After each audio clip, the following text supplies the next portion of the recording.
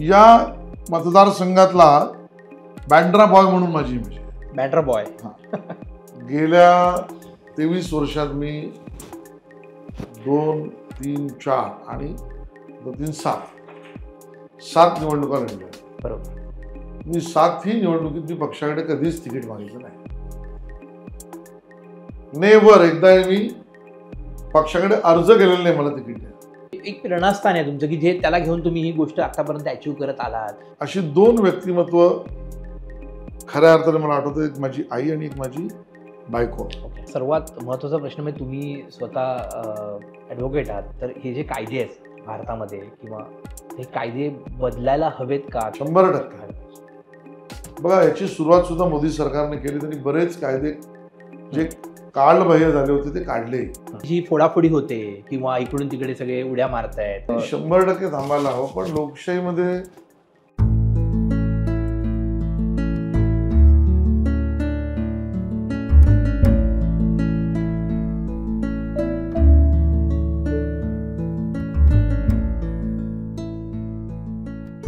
नमस्कार, मी रोहन धारवलकर. इसाब निधी चॅनलच्या माझी माणसं या कार्यक्रमात तुम्हा सर्व रसिक प्रेक्षकांचं अगदी मनापासून स्वागत करतो. मित्रांनो, आत्तापर्यंत आपण अनेक नेते, अभिनेते, दिग्दर्शक, अभिनेत्री आणि मोठ्या उद्योगपतींना भेटून झालं. पण आज माझ्याबरोबर असं व्यक्तिमत्व आलं आहे जे आपल्याला त्यांचे विचार, त्यांचा आचार, ते काय आहेत, ते कोण आहेत, ते कसे इथपर्यंत पोचले, अशा अनेक गोष्टी सांगणार आहेत. तर आज आपल्याबरोबर आपल्या भेटीला आलेत आशिष शेलार, आमदार आशिष शेलार, जे मुंबई भाजपचे आज अध्यक्ष आहेत आणि महत्त्वाचं म्हणजे BCCIचे खजिनदार म्हणजे कोषाध्यक्ष आहेत. नमस्कार आशिषजी. नमस्कार सर. इसाब निधीच्या माझी माणसाला तुम्ही वेळ दिलात याबद्दल मी तुमचं सर्वात प्रथम खूप खूप आभारी आहे. त्यासाठी दळण नावाचा एक कोकणातला ब्रँड आहे सर. वा. ते वेगवेगळ्या प्रकारचं पिठं देतात. त्यामध्ये कुळथाचं पीठ आहे, त्याच्यानंतर नाचणीचं पीठ आहे, त्याच्यानंतर तिळकूट आहे. असं तुम्हाला आवडेल सर, तुम्ही पण कोकणातलेच आहात. कुळथाची पिठी बघितल्यावर मला माझ्या आईची आठवण. हो. सगळ्यात पहिली गोष्ट म्हणजे सर, तुम्ही गिरण गावात वाढलेले आहेत. आम्हाला माहिती आहे की 7 रस्त्यासारख्या एका ठिकाणून तुम्ही मोठे झालात. सुरुवात ते इथूनच पहिला प्रश्न तुम्हाला करावासा वाटतो की सर, एक गिरण गावात राहिलेला मुलगा जेव्हा भाजपसारख्या एवढ्या मोठ्या पक्षामध्ये एका पोझिशनला पोचतो, तर मुळात ही प्रेरणा कशी सुरुवात झाली आणि तुम्हाला कधी वाटलं समाजकार्याची आपण जोडून घ्यायला हवं? बघा, सुरुवात असं काही मोठा उद्दिष्ट हेतू ठेवून केलेलं नाही. एक परंपरा मला माझ्या आई वडिलांकडनं मिळाली. गिरगाण गावातच राहणारी माझी आई, लालबाग परळची, वडील 7 रस्त्याचे. आणि त्यामुळे तुम्हाला माहिती आहे की आपल्या सगळ्या भागामध्ये सार्वजनिक नवरात्रोत्सव, गणेशोत्सव, आपल्या चाळीची पूजा, चाळीचे सण, त्या चाळीच्या सणांमधली सहभागिता, स्पर्धा, त्यांचं मॅनेजमेंट, त्यात लोकांना सहभागी करून घेणं, हे करताना स्वतःच्या घरची कामं बाजूला सोडून करणं. बरोबर.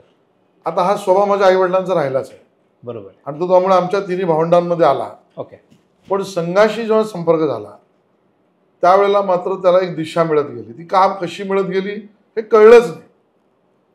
संघ शाखेत जात गेलो, खेळत राहिलो, घोषणा देत राहिलो, गीत म्हणत राहिलो, भारत माता की जय म्हणत राहिलो. आणि मग लक्षात यायला लागलं की अरे हेच खरं आहे. ओके. आणि मग जो बहरत गेलो तो संघ कृपेने, भाजप परिवार कृपेने बहरत गेलो. पण याचा मूळ आईवडिलांमध्ये आहे आणि संघाच्या शाखेत गेल्यानंतर त्याला दिशा मिळाली. ओके. सर, तुम्ही आता बँड्रासारख्या ह्या उच्चभ्रू वस्तीमध्ये आमदार आहात. मागची जवळजवळ 2 टर्म्स आणि 3रं टर्म्स आता सुरू होईल. तर इथे काय चॅलेंजेस असतात सर हा जो उच्चभ्रू भाग आहे तिकडचं मॅनेजमेंट करताना किंवा तिकडची, कारण की बँड्रा हे असं आहे की जिथे अतिउच्च म्हणजे सेलिब्रिटी पण राहतात आणि कॉमन पब्लिक पण राहतं. मग ह्या दोघांची सांगड कशी घालता तुम्ही? खरं तर हा मतदारसंघ हा मी मानेन देशातला आयडियल मतदारसंघ आहे. हां. आणि तो माझा मतदारसंघ आहे म्हणून मी सांगत नाही आहे. मला असा मतदारसंघ दाखवा की जिथे जापनीज लोक पण राहत आहेत. ओके. आणि त्याच्याबरोबर जळगावमधली सुद्धा लोक राहतात. आमचा कोकणातला माणूसही राहतोय आणि त्या ठिकाणी कॅलिफोर्नियाचा स्टेटचा कोणीतरी CEO सुद्धा इथे राहतोय. गरीबातला गरीब माणूस राहतोय की ज्याला 2 वेळेच्या अन्नाची भ्रांती आहे, आणि अशी सुद्धा लोक राहतात की ज्यांच्या घरातल्या पार्ट्यांनंतर उरलेलं अन्न सुद्धा हे काहीशे लोकांना मदतीला उपयोगी पडू शकेल अशी लोक राहत आहेत. आणि त्यामुळे सगळ्या sports, films, acting, singing, music direction, film production, event management, cafes, म्हणजे आता तर 6 महिन्यापूर्वी टाइम्स आउट नावाचं काही एक मॅगझिन आहे, त्यांनी जगातल्या ज्या 50 चांगल्या नेबरहूड सिलेक्ट केल्या जगातल्या, त्यामध्ये बांद्रा खार सांताक्रूझ होता. आणि त्यामुळे एक आयडियल मतदारसंघ आहे. मी सद्गुरू कृपेने या मतदारसंघाचा नगरसेवक झालो, आमदार झालो. 23 वर्ष या मतदारसंघाने मला निवडून दिले. Oh my God. सलग, म्हणजे 3 वर्ष मधली विधान परिषदेची पण पकडली तर 23 वर्षांनी, आत्ता 5 वर्ष गेली तर 28 वर्ष. या मतदारसंघातला बँड्रा बॉय म्हणून माझी इमेज आहे. बँड्रा बॉय. हां, याचं कारण इथल्या गल्लींमध्ये मी क्रिकेट खेळलोय.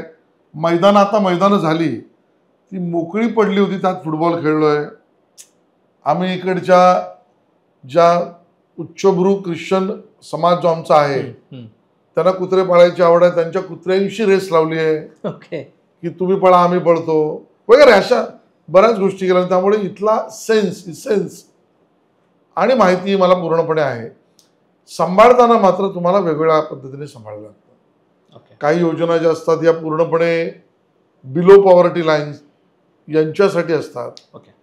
ते तुम्ही जेव्हा डील करता त्याच वेळेला तुमच्यासमोर हाही प्रश्न येतो की देशामध्ये कुठल्याही राज्यात काही घटना घडली तर इथला मतदार तुम्हाला विचारतो की त्यावर तुमचं मत काय. आणि देशावरच नाही तर श्रीलंकेत झालेल्या अनार्की आणि बांगलादेशच्या अनार्कीबद्दल सुद्धा तो तुमच्याशी चर्चा करू शकतो. आणि त्यामुळे हा मतदारसंघ नेहमीच, आपण ज्याला म्हणतो ऑन टोज, तुम्हाला नेहमी फ्रंट फूटवर क्रिकेटच्या भाषेत हे खेळायला लावतो. आणि मी चांगला क्रिकेटर असल्यामुळे मी खेळतो. सर, क्रिकेटचाच विषय आला म्हणून तुम्ही आज BCCIचे कोषाध्यक्ष आहात आणि त्याच्या आधी मुंबई क्रिकेट असोसिएशनचे तुम्ही अध्यक्षही राहिलेला आहात. सर, कसा हा ओढा निर्माण झाला आणि तुम्हाला काय वाटलं की इथे ह्या क्षेत्राशी पण आपण थोडंसं जवळ जायला हवं? मग इथं पहिली आवड आहे. ओके. मी सच्चा मुंबईकर आहे आणि त्यामुळे गल्लीत खेळणं, मैदानात खेळणं, वानखेडेवर खेळणं, सुदैवाने मी सगळ्या प्रकारे खेळलो. मी वकिली करताना कोर्टासाठी पण खेळलो आहे. हो. मी महाविद्यालयीन क्रिकेट खेळलो आहे. ओके. मी शाळेतलं क्रिकेट खेळलो आहे. तर तुम्ही शाळा कुठली होती? माझी शाळा गिरगावातली गोखले एज्युकेशन सोसायटी. आणि मग कॉलेज? कॉलेज माझं पहिलं कीर्ती. ओके. आणि त्यानंतर पार्ले, आता ते साठे झालं. साठे कॉलेज. आणि लॉला नॅशनल कॉलेज बँड्रा. ओके. तर त्यामुळे मी महाविद्यालयातही खेळलो आहे. त्यामुळे ही आवड होती. मग क्रिकेट ॲडमिनिस्ट्रेशनमध्ये ओढा होता. आणि मला सांगायला आनंद होईल, म्हणजे हा सुद्धा सद्गुरू कृपेने मिळालेली संधी आहे की BCCIचे तेव्हाचे कोषाध्यक्ष होते रुंगटा. अतिशय भारी व्यक्तिमत्व होतं. राजस्थानचे ते होते. आपल्याकडे एक रुंगटा लेन आहे मलबार हिलला, तिथे ते राहायचे. त्यांचा मुलगा माझा एका कॉमन मित्राशी मित्र होता. आणि तुम्हाला सांगू, त्यावेळेला मुंबई क्रिकेट असोसिएशनवर मोनोपोली होती पवार साहेबांची. आणि त्यामुळे दुसऱ्या कोणाला आज शिरूच देत नव्हतं. त्यामुळे क्लब मिळाला नाही, क्लबचं रिप्रेझेंटेशन मिळालं नाही, तर निवडणूक हा तर भाग दूर राहिला, तुम्ही मतदारच होऊ शकत. बरोबर आहे. बरेच प्रयत्न केले, पण मला रुंगटा साहेबांनी बोलवून क्लब दिला. हो, फुकट दिला. ओके. मग जगात कधी कधी आपल्याला लक्षात येत नाही की कुठल्या रस्त्यावर, कुठल्या मोडवर तुम्हाला असा माणूस भेटतो की तो जणू काही ईश्वर कृपेने, तुमची परमेश्वर कृपेने वाटच बघत असतो की चल तू पुढे जा. मला असे अनुभूती खूप आले. तर रुंगटा साहेबांनी क्लब दिला आणि आज ते ट्रेजर होते, मी ट्रेजर झालो BCCIचा. त्यामुळे त्या आवडीने मी ॲडमिनिस्ट्रेशनमध्ये घुसलो. आशिष सर, तुमच्याकडे बघून आम्हाला नेहमी असं वाटतं की तुम्ही माणूस म्हणजे नेते तर खगळे असतात, पण एक व्यक्ती म्हणून आम्हाला नेहमी तुमचं एक आकर्षण राहिलं. बिकॉज तुम्ही कुठलीही गोष्ट करत असताना मनापासून करता आणि एक माणूस की प्रत्येक वेळी जपलेली तुमची दिसते. तर मुळात सर, हे जे प्रेरणास्थान म्हणून तुम्ही कोणाला धरलं आहे का? जसं तुम्ही म्हणजे एक प्रेरणास्थान आहे तुमचं की जे त्याला घेऊन तुम्ही ही गोष्ट आतापर्यंत अचीव करत आलात, किंवा असं व्यक्तिमत्व तुमच्या डोळ्यासमोर असतं नेहमी की इथपर्यंत तरी आपण जायला हवं, किंवा आपण आता मार्गक्रमण करायला हवं, असं काय प्रेरणास्थान आहे तुमचं? मी तुम्हाला 2 टप्प्यातलं उदाहरण देईल. आणि ती दोन्ही टप्प्यातली उदाहरणे खूप मजबूतीने मला त्या दिशेने माणूस म्हणून समोरच्याचा विचार कर, माणुसकी पहिलं जप, तो पण एक आत्मा आहे त्याचा पहिला विचार कर. अशी दोन व्यक्तिमत्व खऱ्या अर्थाने मला आठवतं, एक माझी आई आणि एक माझी बायको, ओके. माझी पत्नी. माझ्या आईने सुद्धा सुरुवातीच्या काळामध्ये घरातली परिस्थिती ही बेताची असताना वडिलांना मदत झाली पाहिजे, पण समोरच्याकडनं कमवलं पाहिजे असं नाही, त्यालाही मदत झाली पाहिजे. म्हणून मग ब्लाऊज शिवायची. आणि त्या ब्लाऊज शिवताना बाजारात समजा 10 रुपये कोणी घेत असेल तर ती ते 5 रुपयात शिवायची. त्यातही कोणी रडलं तर 4.5 करायची, आणि त्यातही कोणी रडलं तर 4ही करायची, आणि त्याच्यातनं कोणी रडलं तर तिला 1 रुपया द्यायची. पण तर हे ती का करायची, तर त्यातलं जे काही कमवेल ते वडिलांना, आम्हाला, कुटुंबाला मदत होईल. पण पहिलं समोरच्याचा विचार कर. आणि माझी पत्नी जेव्हापासून मी लग्न झालं तेव्हापासून बघतो की ती सुद्धा एका मोठ्या पार्श्वभूमीवरून आली. तिचे वडील आमदार होते, पण तरी तिची जी कार्यपद्धती मी पाहिली की घरात कोणी आला, बिल्डिंग खाली कोणी आला, ड्रायव्हर आला, ड्रायव्हरची बायको आली, कर्मचारी असेल त्याची आई आली, वॉचमन असेल तर त्याचे आजी आजोबा जरी आले तरी तो आत्मा शांत झाला पाहिजे, त्याची काही ना काही इच्छा वासना अपेक्षा असेल. आणि त्याचा पहिला विचार कर. भले आपल्या रुटीन कामामध्ये तो न बोलवता आलाय, वेळ जातोय, चिडचिड होते, करू नकोस, त्याचा पहिला विचार कर. आणि ह्या दोन गोष्टी मला या रस्त्यावरून डिरेल होऊ देत नाही. तुम्ही ज्या मतदारसंघातून निवडून येता तिथे जवळजवळ म्हणजे तसं आपण भाजप म्हणलं की हिंदुत्व हा आपला मेन हे आहे, आणि तिथे मुसलमान वस्ती पण खूप मोठी आहे, पण तरीसुद्धा ते तुम्हाला वोटिंग करतात किंवा त्या पद्धतीने वोटिंग होतं बऱ्यापैकी, की त्याशिवाय हे शक्य नाही आहे. तर तुम्ही मग तिथे हाच बेस पकडता का, म्हणजे ह्याच रूटने जाता की बाबा कुठल्याही समुदायाचं असेल? बघा, विचारधारा म्हणून मी कट्टर आहे. बरोबर. आणि मला भारतीय जनता पक्षाचं नेतृत्व देताना तू अमुक समाजाशी बोलू नकोस असं कोणी सांगितलेलंच नाही. बरोबर. पण विचारधारा मात्र प्रखर राष्ट्रभक्ती, देश प्रथम, पक्ष नंतर, मी सर्वात शेवटी. परफेक्ट. आणि म्हणून त्याच्यात माझ्या मनात कॉम्प्रोमाइज नाही, भले यश मिळवा न मिळव. 2009ला मला 1600 मतांनी अपयश मिळालं. बरोबर. त्या काळात सुद्धा काही लोकांनी हा प्रयत्न केला की अहो तुम्ही गणेशोत्सव जो मोठ्या प्रमाणात करताय, तो ज्या भागात करताय तो जर थोडा कमी केलात तर तुम्ही जिंकला असतात. तिथे कॉम्प्रोमाइज नाही, तिथे तडजोड नाही, मी केली नाही. पण दुसऱ्या बाजूने समोर येणारा माणूस हा त्याची अडचण घेऊन आलाय, आणि मी एका ज्या आध्यात्मिक मार्गाचा विचार करतो किंवा त्या मार्गाने जाण्याचा प्रयत्न करतो, त्यामध्ये मानवतावाद याला खूप महत्व आहे. ह्युमॅनिटी याला महत्व आहे. आज मी आशिष शेलार या जन्मात आत्मा आहे म्हणून हे दैहिक माध्यम तुम्हाला दिसत आहे, पण ज्या वेळेला माझा आत्मा आलाय तो किती जन्म घेऊन आलाय, त्या प्रत्येक जन्मामध्ये तो कोण होता, कुठल्या धर्माचा होता, कुठल्या जातीचा होता, याचं उत्तर आणि माहिती माझ्याकडे नाही आहे. बरोबर. तेच समोरच्याच्या बाबतीत विचार करताना हाच मार्ग सोयीचा आहे. आणि त्यामुळे तो मत देईल का नाही देईल त्याला विचार करू दे, पण तो माझ्याकडे आलाय किंवा मला त्याची समस्या समजली आहे किंवा मी तिकडे गेलो आहे तर त्याला मदत करण्याचं काम परिपूर्णतेने मी करीन. आणि कदाचित यामुळेच मोठ्या प्रमाणात अन्य धर्मीय सुद्धा हे मला समर्थन देतात, मतदानी करतात. अन्यथा मतदारसंघ जिंकणं कठीण आहे. कठीण आहे, तसा कठीण आहे. तर ते आता तेच आता इलेक्शनचे वारे वाहत आहे सगळीकडे, आणि तर हल्लीचं डिजिटल युग आहे, आणि या डिजिटल युगामध्ये तर तुम्ही काय म्हणून कशा पद्धतीने तयारी करत आहात येणाऱ्या काळासाठी? कारण की इतकं AI, आर्टिफिशियल इंटेलिजंट आहे, किंवा IoT आहे, किंवा आता मशीन लर्निंग, हे सगळ्या गोष्टी निर्माण होत आहेत. तर तुम्ही ॲज एक, कारण की सर आम्ही तुमच्याकडे महाराष्ट्राचे वेगळ्या दिशेने बघतो आहोत, कारण की तुमची जी मैत्री आहे ज्या ज्या लोकांबरोबर, ज्या ज्या बिझनेसमॅन बरोबर, किंवा हे सगळे डिजिटल युगात वावरणारे लोक आहेत, तर तुम्ही तुमच्या ह्या राजकारणामध्ये कसं ते आणू इच्छित आहे किंवा कशा पद्धतीने त्यासाठी वर्कआउट करतात? मी याच्यात काही प्रयोग माझे आता झाले, काही प्रयोग होऊ घातलेले आहेत. सोशल मीडियाचा प्रयोग तर आपल्या सगळ्यांसमोर आहे. बरोबर आहे.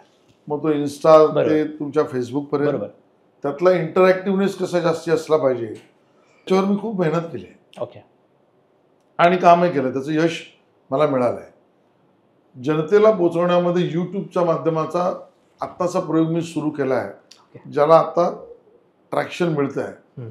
पण यावेळेला निवडणुकीत मी एक अभिनव प्रयोग केला आहे, जो ह्या निवडणुकीत कदाचित त्याचं पदार्पण आहे, पण पुढच्या निवडणुकीत सोलली एकांगी त्याच्यावर जावं मीच नाही सगळ्यांनी जावं असं माझं मत आहे, ते म्हणजे डिजिटलमधला QR कोडचा भाग. हो. मी यावेळेला एक कॅलेंडर बनवलं आहे ओके. आणि त्या कॅलेंडरमध्ये तो QR कोड आहे. आणि माझं आव्हान आहे की एव्हरीडे 7 o'clock नंतर तुम्ही जेव्हा केव्हा घरी याल तेव्हा तुम्ही तो QR कोड क्लिक करा आणि मला आज काय तुम्हाला सांगायचं आहे ते मी आज तुम्हाला सांगा. हो हो, ग्रेट. मग ते केलेलं काम असेल, एखाद्या विषयाचं मत असेल किंवा प्रचाराचा भाग असेल. तर आज आपण पॅम्पलेट्स बनवतो, कागद आला, झाडं आली, झाडांची कापणी आली. माझा विरोध या इंडस्ट्रीला नाही आहे. बरोबर. त्या इंडस्ट्रीजबद्दल माझं मत बरोबर. सकारात्मकच. बरोबर आहे. बरोबरीनं मग पदयात्रा आली, मग साऊंड पोल्युशन आलं, मग पेट्रोल कन्झम्पशन आलं, मग एअर पोल्युशन आलं. लोकांच्या घरी तुम्ही बिल वाचवायला गेलात तर एक समाज असा आहे की ज्याला ते त्रासदायक आहे आणि दुसरा समाज असा आहे की तो कामातच इतका बिझी आहे की त्याला तुम्ही त्यावेळेला गेला तर तो भेटणारही नाही आहे. आणि तुम्ही ज्या याच्यामध्ये आहात तिथे तर जास्त प्रमाण आहे. आणि त्यामुळे मग या कॅलेंडरवर या सगळ्या गोष्टी सोडून देऊ. साऊंड पोल्युशन, एअर पोल्युशन, पर्यावरण, झाडं, हे ते. आणि तुम्हाला मी जे पाठवलं आहे त्याच्यावर फक्त everyday you will come to know. आता हा पहिला प्रयोग आहे. ग्रेट. तर हा यशस्वी झाला तर पुढची अख्खी निवडणूक हे सगळं सोडून मी याच्यावरच लढवेन. क्या बात आहे. हा झाला एक भाग. दुसरा माझा प्रयत्न चालू आहे AI च्या बाबतीत. माझ्या 3 बैठका झाल्या आहेत. ओके. एक प्रेझेंटेशनही झालं आहे, पण इंटरॅक्टिव्ह AI आहे.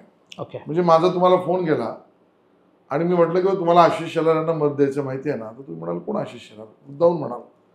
तर तुम्हाला आशिष शेलार कोणी सांगेल ते AI मशीन. बरोबर. मग तू म्हणाल मी कशाला मत देऊ, तर तुम्हाला का मत दिलं पाहिजे ते सांगेल. तुम्ही त्यातलं म्हणालात नाही, तुम्ही त्यातलं म्हणाल की मग तुम्ही जे म्हणताय की बाजार रोडवर त्या ठिकाणी खड्डे बुजवायचं त्यांनी काम केलं आहे, पण खड्डे का पडतातच कशाला, तो त्याचंही उत्तर देईल. असा प्रयत्न माझा चालू आहे. क्या बात आहे. तर तो झाला तर त्यामुळे not only election, throughout the year if you want to communicate to the people, या AI मशीनच्या माध्यमातून तुम्ही ते फायदेशीर सतत तुम्ही त्यांच्या टचमध्ये राहाल, त्यांना पण उत्तर हा अजून सफल व्हायचं. ओके सर, खूप वेळेला लोकांना माहीत नसतं की प्रत्येक नेत्याची फक्त फ्रंट बाजू बघितली जाते, तो लोकांमध्ये वावरत असतो सगळ्या.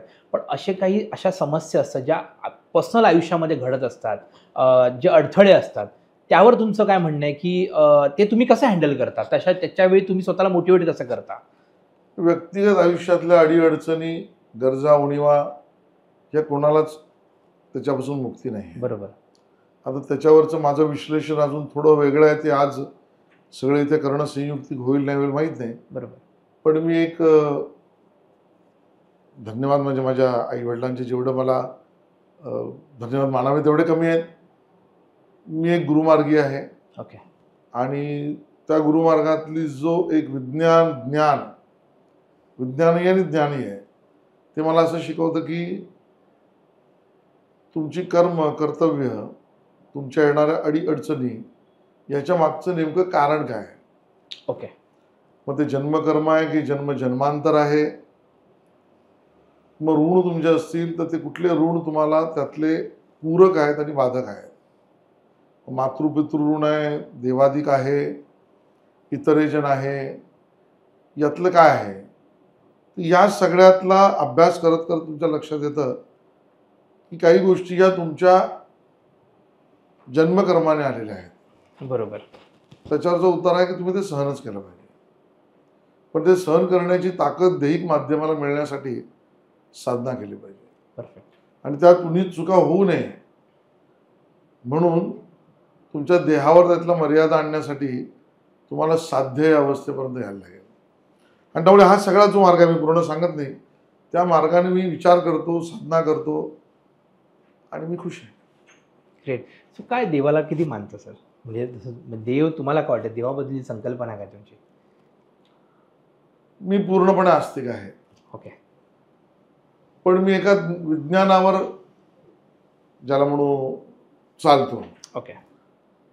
सर्वच देव देवता, उपास्य देव देवता यांचं एक महत्त्व आहे.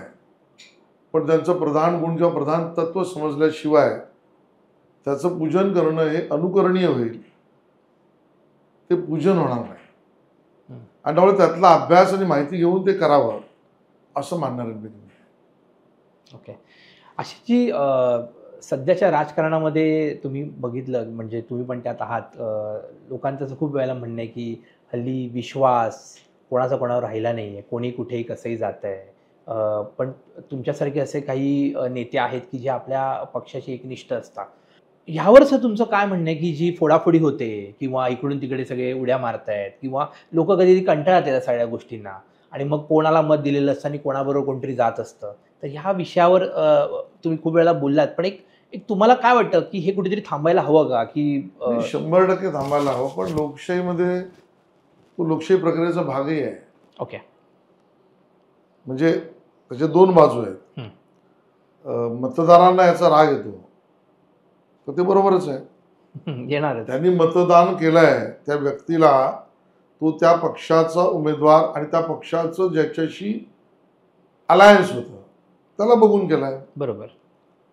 आणि त्यामुळे मी मतदान केल्यानंतर he should not be free. हा त्याच्या मनाला येईल तसं वागतोय. सो राईट टू रिकॉल हा कधीतरी डेमोक्रेसीमध्ये आणायला लागेल. ओके. आता त्याचा उपयोग किती आणि दुरुपयोग करणारे किती, हा डिबेटेबल पॉइंट आहे. बरोबर.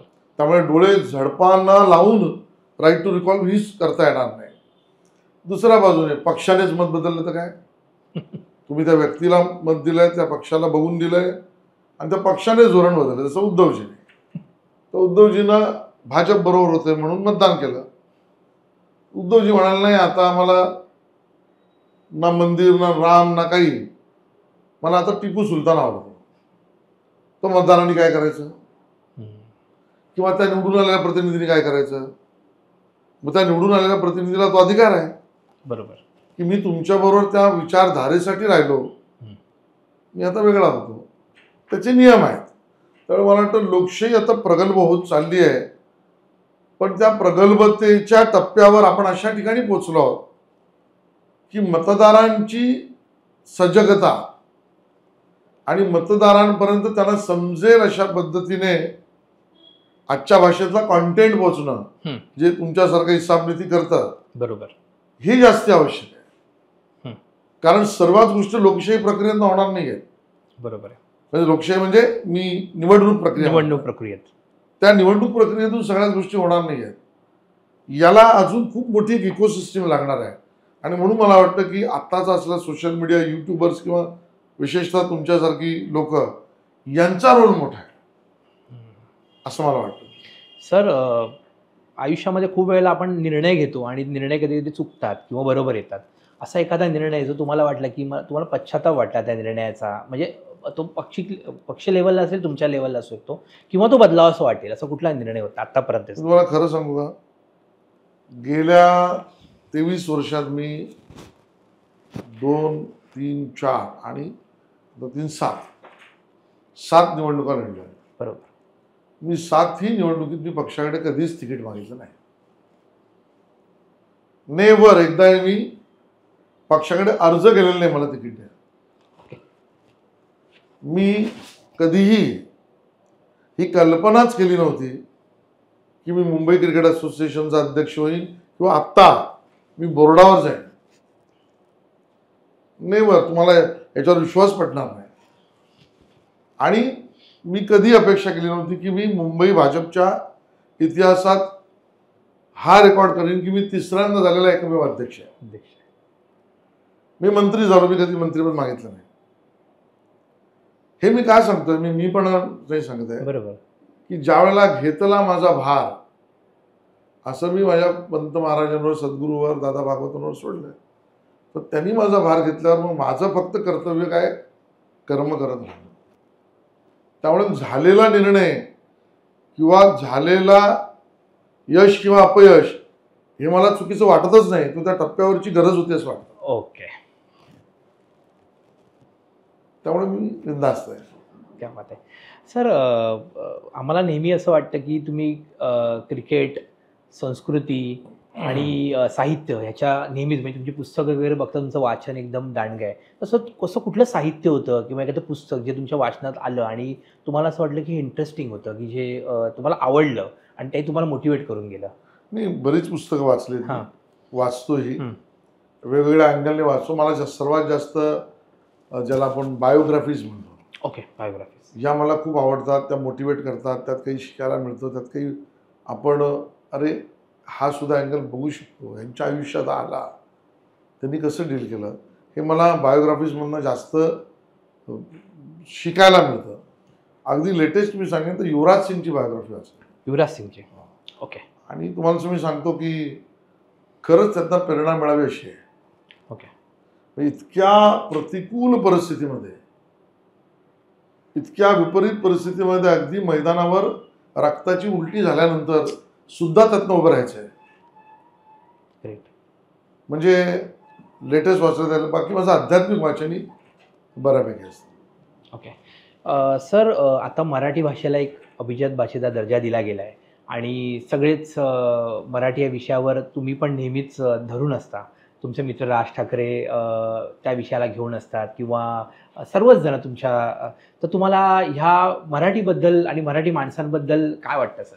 मला वाटतं मराठी भाषेला अभिजात भाषेचा दर्जा मिळणं याचं एक खूप मोठं आंदोलन, खूप मोठी चर्चा बऱ्याच वर्षांची झाली. त्याच्यावर कमिटीज बनल्या, रिपोर्ट्स बनले. पण मी धन्यवाद देईन माननीय मोदी साहेबांचं की त्यांनी ही मागणी वर्षानुवर्षाची आमच्या महाराष्ट्राची पूर्ण केली. योगदान सगळ्यांचंच आहे. ज्यांनी ज्यांनी योगदान दिलं, जे कोणी पक्ष असतील, व्यक्ती असतील, त्या सगळ्यांचंही धन्यवाद मानलं पाहिजे. टीका त्यांच्यावरही आहे की जे केवळ राजकारण करत आहेत. आणि यश मिळाल्यानंतर सुद्धाही ज्यांनी प्रयत्न केले त्या सरकारबद्दल, ज्याला आपण म्हणू कुचक्या मनोवृत्तीने बोलतायत, त्यांच्यावर माझी टीकाही आहे.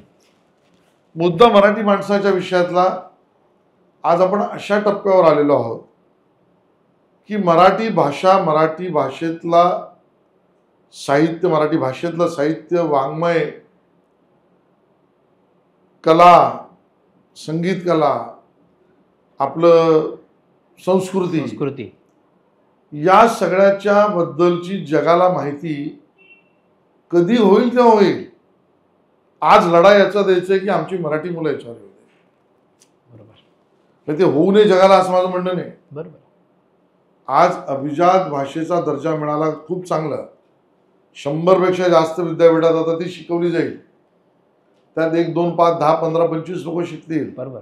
खूप आनंद आहे. खूप आनंद. पण माझ्या मराठी मुलांचं काय? आणि हे घरातूनच यायला लागेल. माझा मुलगा आता सॅन होजेला असतो, कॅलिफोर्नियाला आहे, पण तो त्याच्या आईशी बोलतो की एकादशी आज आहे का आई? तर तो तिथे आपल्या जेवणावरच्या मर्यादा ठेवतो. बरोबर. त्यामागेही विज्ञान आहे. ज्या लोकांना ह्याच्यावरही अंधश्रद्धा वाटत असेल त्यांची मला चिंता नाही. बरोबर. आणि मग तिथेही दिवाळीला पहिली पाठ करताना काय केलं पाहिजे? तर इथून महिनाभर आधी उठणं तिकडे जातं. माझ्या घरचं उदाहरण देत नाही, कित्येक घर असतील. हे या घरातूनच यायला लागेल. समाज हा कुटुंब व्यवस्थेतूनच निर्माण होतो. तसं संस्कृतीची जपवणूक, मराठीपणाची जपवणूक ही कुटुंबातूनच होऊ शकते. आणि त्यामुळे कुटुंब व्यवस्था या विषयावर काम करणं मराठी माणसांनी, मराठी संघटनांनी, व्यक्तींनी, जे कोणी राजकीय पक्ष असतील यांनी करणं आवश्यक आहे असं माझं. सर, आम्हाला नेहमी वाटतं की महाराष्ट्राचा मुख्यमंत्री हा सुशिक्षित असावा आणि तुम्ही जवळजवळ ॲडव्होकेट म्हणजे ॲडव्होकेट तर आहातच, त्याच्यावर तुम्ही स्वतः जाऊन प्रॅक्टिसही केलेली आहे. वाटतं का सर काहीतरी महाराष्ट्राचा मुख्यमंत्री व्हाल? पुन्हा मी सांगितलं तुम्हाला की माझा घेतला माझा भार, हे ज्या पंत महाराजांनी मला शिकवलं, हा त्याच्या आधी मी काय करायचं तेही मला शिकवलं. त्याच्या पुढे मी विचारच करत नाही. आणि म्हणून त्या डेड ट्रॅपमध्ये, अहंकाराच्या त्या डेड ट्रॅपमध्ये न सापडणं हे खूप आवश्यक आहे. ते मला जमलं आहे.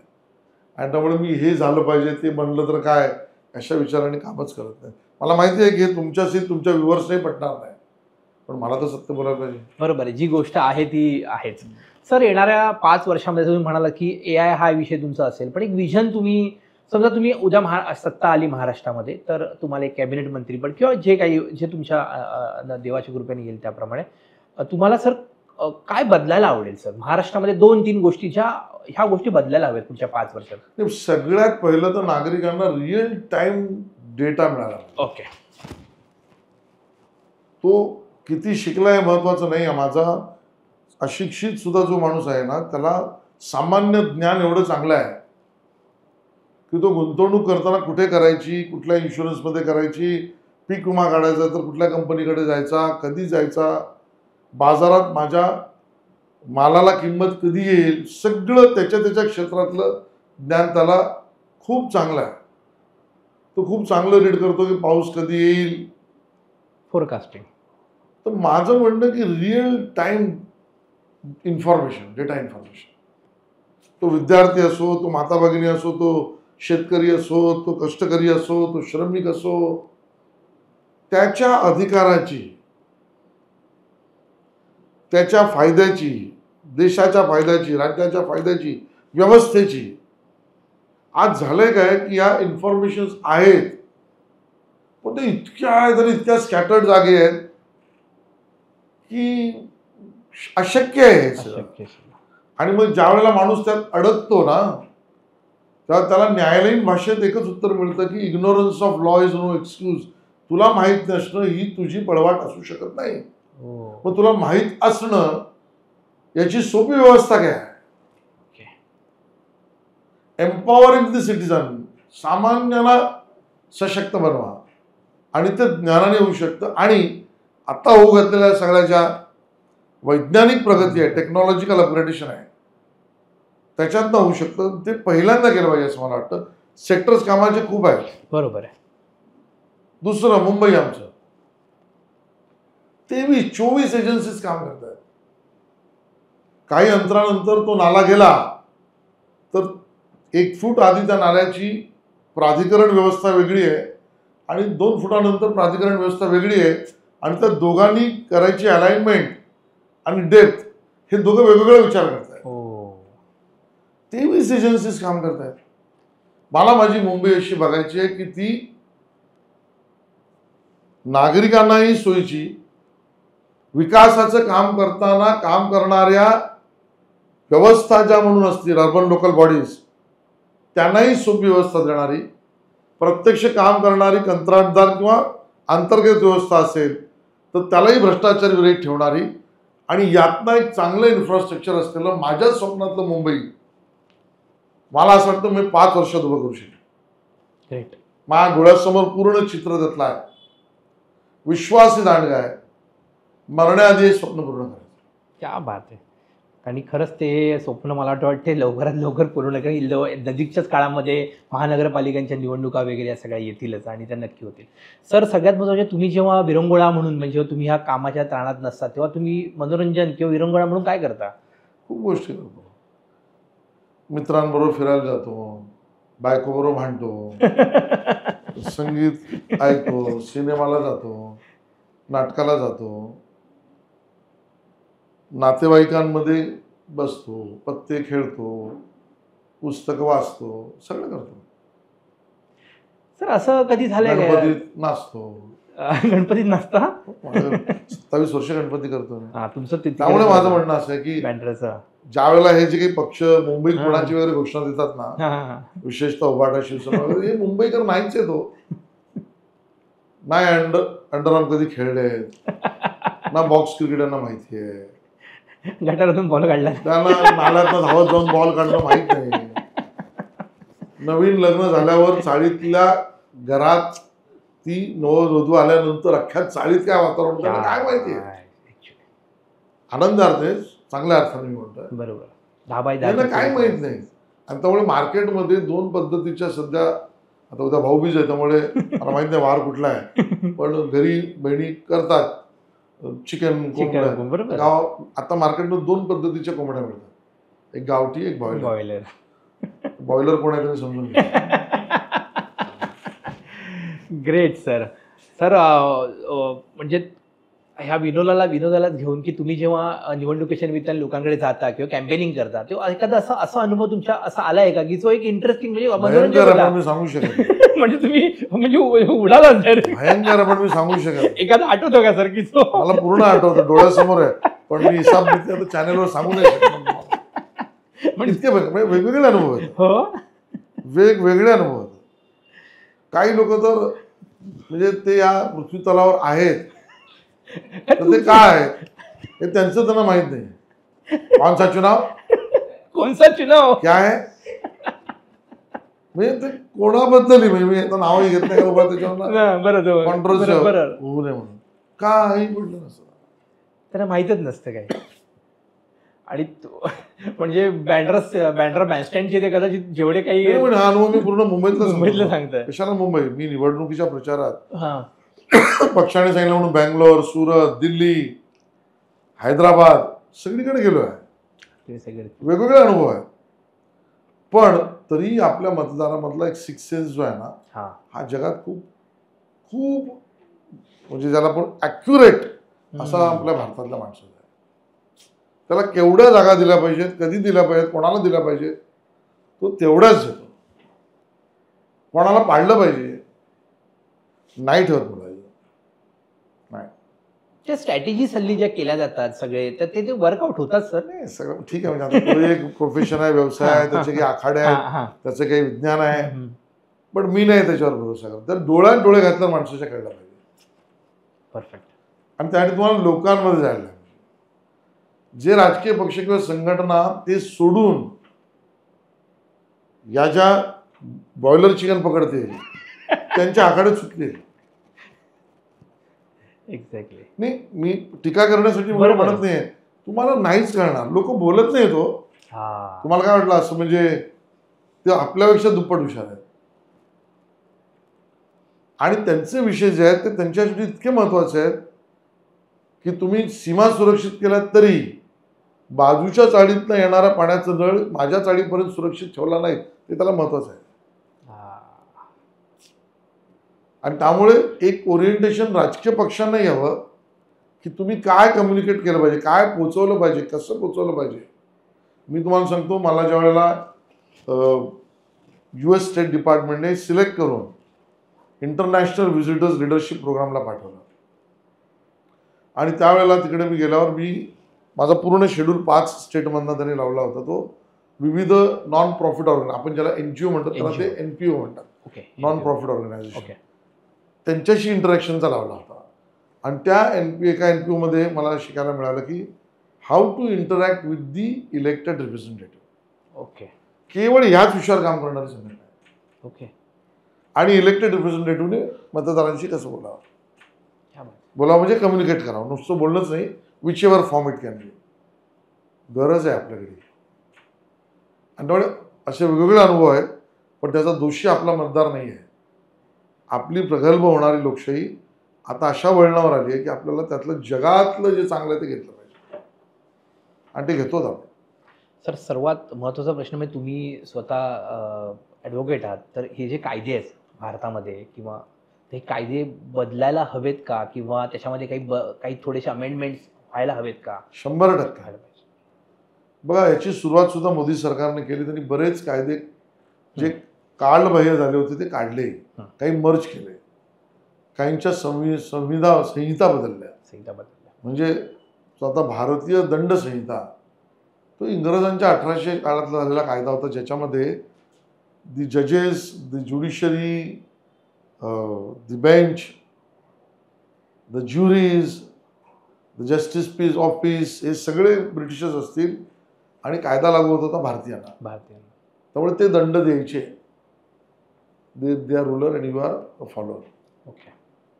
आता आपण स्वतंत्र भारतात आहोत, त्यामुळे ती दंड संहिता आवश्यक नाही, न्याय संहिता आली.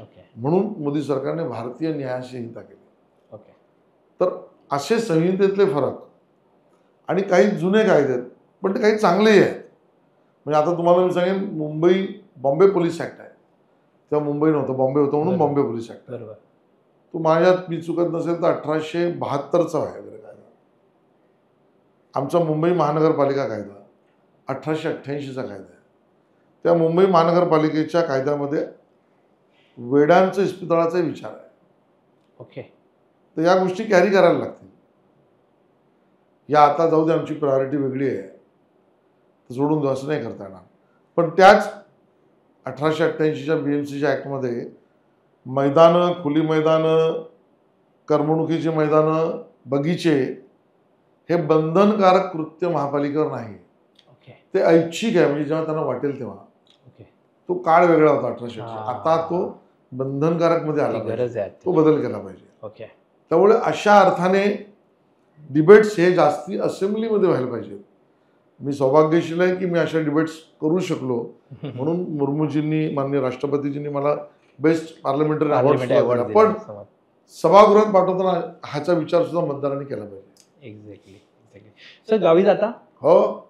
सर गाव कुठलं तुमचं? माझं गाव मालवणला, गुरामवाडी कट्ट्याजवळ घर आहे माझं. कसं वाटतं सर समुद्राकडे बघून? नाही, समुद्राकडे जायला लागतं मला. माझ्या घराकडून समुद्र नाही, पण माझ्या घराच्या टेरेसवरून तुम्हाला ती जर जुनी गोष्ट आठवत असेल तर एक माझ्या घरासमोर डोंगर आहे. ओके. त्याची जुनी कहाणी होती की तिकडे पैशाचा पाऊस पडतो आणि म्हणून बरीच लोक गेली आणि काही लोक मृत्युमुखी पडली, अशी ती घटना घडली होती. तो पैशाचा डोंगर माझ्या घरातून दिसतो. क्या बात आहे. आणि समुद्रकिनारे गेल्यावर तर काय आपलं कोकण. आपलं कोकण. सर सॉलिड खूप मजा आली सर तुमच्याशी बोलून, आणि एवढ्या धावपळीच्या वेळात तुम्ही वेळ दिला सर. महत्वाची गोष्ट म्हणजे अब्दुल कलामांचं एक धन्यवाद विंग्स ऑफ फायर म्हणून पुस्तक आहे जे तुम्हाला मी भेट देतोय. धन्यवाद. आणि आम्ही एक सर ऑटोबायोग्राफीज आहे, ऑटोबायोग्राफी जी तुम्हाला आवडते नेहमी. आणि सर एक आम्ही प्रणाम हस्तलिखित हल्लीच्या काळात निघून गेले तुमच्या हस्ताक्षरामध्ये तुम्ही महाराष्ट्राला किंवा भारतातल्या जनतेला एक 2 ओळी जे तुम्हाला मनात येतात की तुम्ही कसं काय करायला हवं किंवा तुमच्या मनात काय वाटतं ना, कुठला संदेश द्याल ते तुम्ही सर 2 मिनिट महाराष्ट्राला कृपया लिहा बेटर होईल. आणि साली स्वाक्षरी करा. याचं आम्ही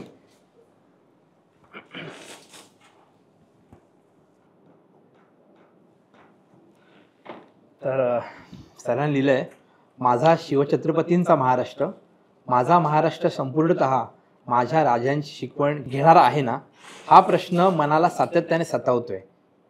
या आपण सगळे यावर एकत्रित उत्तर शोधूया व माझ्या महाराष्ट्राला त्यांच्या अपेक्षेप्रमाणे पुढे नेऊया. धन्यवाद. आशिष शेलार.